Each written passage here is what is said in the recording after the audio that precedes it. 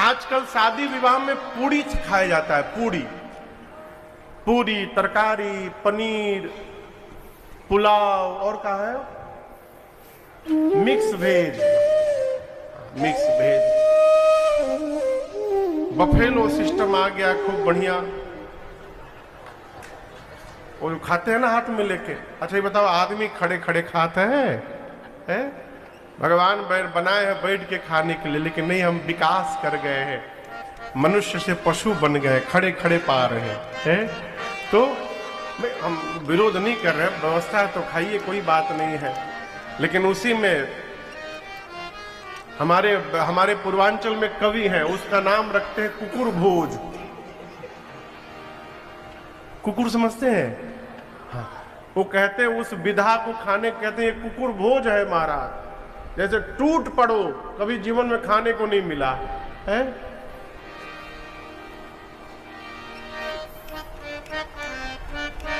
विवाह में पहले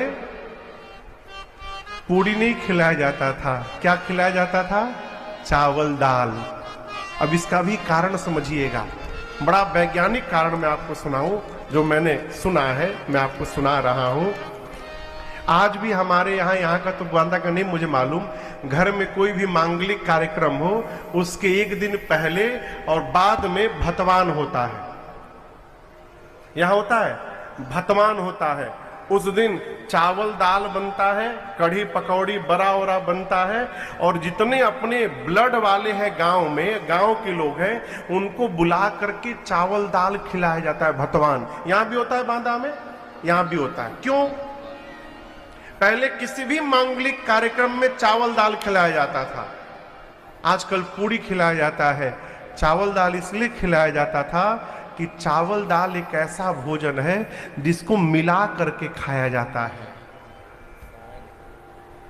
विवाह में इसलिए चावल दाल खिलाया जाता था कि जिस प्रकार चावल दाल मिल के रहते हैं, उसी प्रकार ये दोनों परिवार भी मिल के रहेंगे। लेकिन अब क्या है? पूड़ी, शुरू में ही तुड़ा तुड़ुअल शुरू।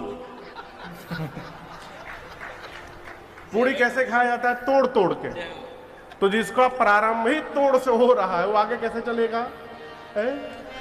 तो चावल दाल को मिला के नहीं खाया जाता, चावल दाल को सान के खाया जाता है। कैसे खाया जाता है? यहाँ क्या बोलते हैं सान के। जिसको मिलाइएगा वो अलग हो जाएगा, लेकिन जिसको सान दीजिएगा वो अलग होने वाला नहीं है। गोस्वामी जी कहते हैं ब्रह्मा जी के इस प्रपंच में ब्रह्मा जी ने गुण और अवगुण को सान दिया है। यानी जितने जीव आपको दिखाई दे रहे हैं, सबके भीतर गुण भी है और सबके भीतर अवगुण भी है। राजन राम जी की कथा गा रहे हैं, राजन के भीतर भी अवगुण है। आप सुन रहे हैं, आपके भीतर भी गुण है। परिपूर्ण परमात्मा को छोड़कर दूसरा कोई नहीं है। भजन क्या है माई बाप? निज हंस रूप धारो, जगत में हंस बन जाइए। हमने पढ़ा है बचपन में, हंस के पास नीर क्षीर का विवेक है। क्षीर यानी दूध, दूध में पानी मिला करके हंस को दे दीजिए पीने के लिए, हंस दूध पी जाता है, पानी छोड़ देता है। आप भी पढ़े इसको, आप भी पढ़े होंगे। हंस के पास नीर क्षीर का विवेक है। जिस प्रकार हंस दूध को ग्रहण करता है, पानी छोड़ देता है, उसी प्रकार यदि हम भी समाज में किसी भी व्यक्ति से उसकी अच्छाई को स्वीकार करें, ग्रहण करें और उसके बुराई को छोड़ दे, तो हम भी भजन कर रहे हैं। यही जीवन का वास्तविक भजन है। बुरे आदमी को कहिए अच्छा आदमी ढूंढ के लाओ, उसको कोई अच्छा नहीं दिखाई पड़ता। अच्छे को कहिए कोई बुरा ढूंढ के लाओ, उसको कोई बुरा दिखाई नहीं देता है। ये जीवन का भजन है?